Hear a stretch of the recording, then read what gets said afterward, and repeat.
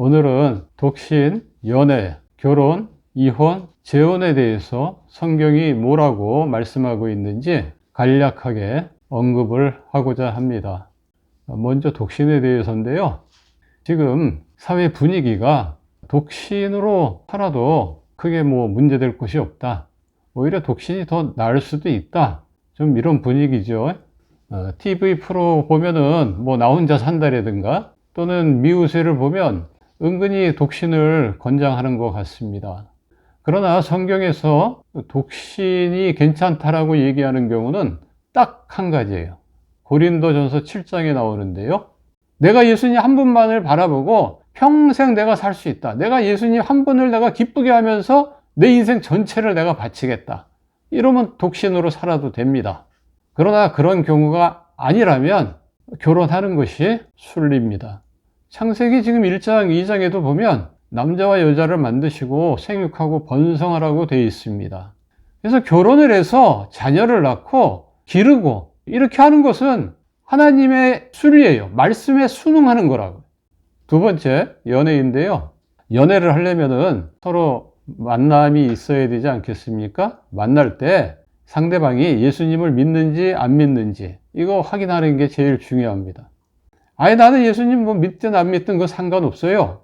나는 연애하고 결혼할 거예요. 그러면 결혼 이후에 하나님의 복을 받기는 쉽지 않아요. 성도와 예수님을 안 믿는 자가 마음이 하나가 된다는 게 쉬운 것은 아니죠. 아마 여러 가지 상황과 문제가 발생하면 수시로 다툴 겁니다. 다투면 마음이 상하게 되죠. 마음이 상하면 화가 나고 잘 안 보게 되죠. 그러면 그게 길어지고 심해지면 이혼까지 가는 겁니다. 그 다음에 세 번째, 결혼입니다. 성경에서 불신자와 결혼은 금하고 있어요. 결혼은 한 남자와 여자가 연합하여 한 몸이 되는 것이 결혼입니다.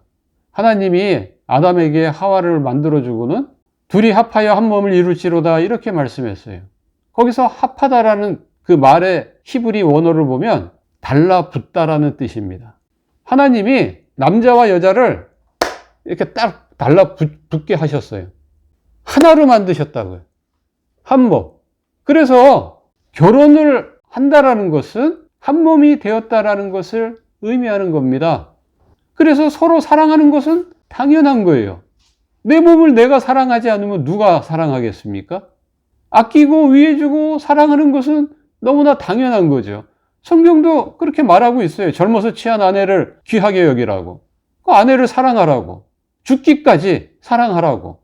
아내 보고도 남편을 존경하고 순종하라고. 그렇게 말씀하고 있잖아요. 결혼해가지고 서로 다른 환경과 문화 속에서 살아오지 않았습니까? 그렇기 때문에 생각이 조금은 다를 수 있어요. 신앙이 같더라도 생각이 약간 다를 수 있습니다.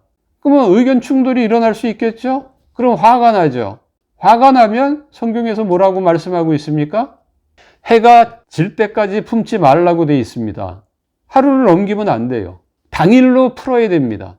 내가 당일로 풀고 싶지 않다라는 생각이 들 수도 있겠죠?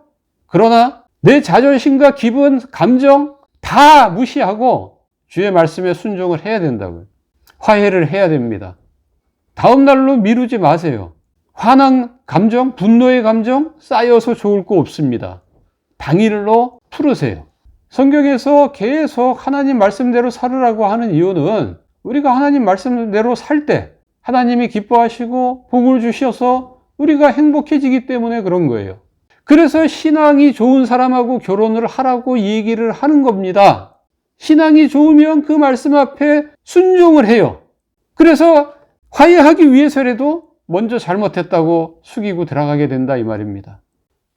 성경에서 성관계를 권장하는 이유는 딱 두 가지입니다. 첫 번째는 자선번성이고 두 번째는 친밀감입니다. 통계를 보면은 결혼해서 2년차까지 갖는 성관계 횟수가 2년 이후부터 평생 동안 갖는 성관계 횟수보다 더 많다고 합니다.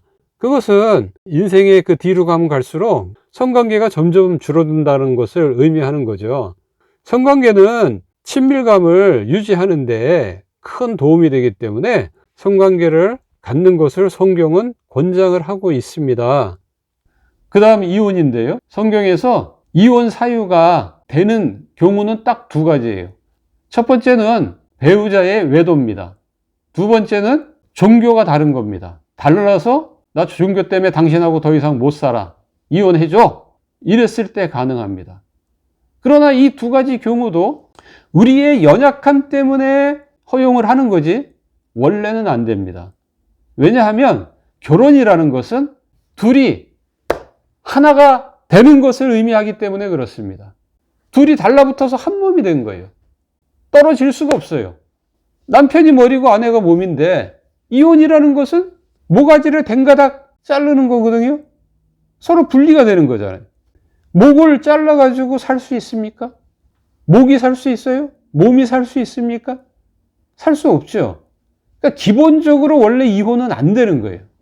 그래서 결혼을 잘해야 되는 거예요. 한 번 하면 물을 수가 없기 때문에. 그래서 신앙을 최우선적으로 보라는 겁니다. 그래야 결혼 생활이 행복해집니다. 재혼에 대해서 얘기하겠습니다. 성경은 재혼 가능한 경우에 대해서는 사실은 딱 한 가지예요. 배우자가 사별하는 경우 재혼이 가능합니다. 그러나 인간이 연약해서 그 외도한 경우랑 종교가 달라서 이혼 강요를 했을 경우는 이혼이 가능하다고 했잖아요. 그래서 그 두 가지 경우 때문에 이혼을 한 경우는 재혼을 해도 그렇게 비성경적이라고 얘기할 수는 없습니다. 괜찮다고 얘기할 수 있어요. 그러나 그 경우가 아니라면 재혼을 하면 간음이 됩니다. 요즘 결혼을 잘 안 하는 추세고 자녀도 잘 안 낳는 추세입니다. 성경하고 역행을 하고 있어요. 이런 세상 풍조에 우리 그리스도인들까지도 거기에 휩쓸릴 필요가 없습니다. 요즘 전도도 잘 안 되잖아요. 근데 결혼도 안 하고 자녀도 안 낳으면 한국교회가 자꾸 그 수가 줄어들 수밖에 없죠. 소명감을 가지시고 결혼하세요. 자녀를 낳으세요. 가정을 주님의 뜻대로 꾸리세요. 그 안에 하나님이 복을 주시고 행복한 삶을 여러분 살 수 있게 됩니다. 하나님의 말씀대로 하는 것이 최고의 행복을 누리면서 이 땅에서 살 수 있는 비결입니다. 그렇게 사시기를 주의 이름으로 축원합니다.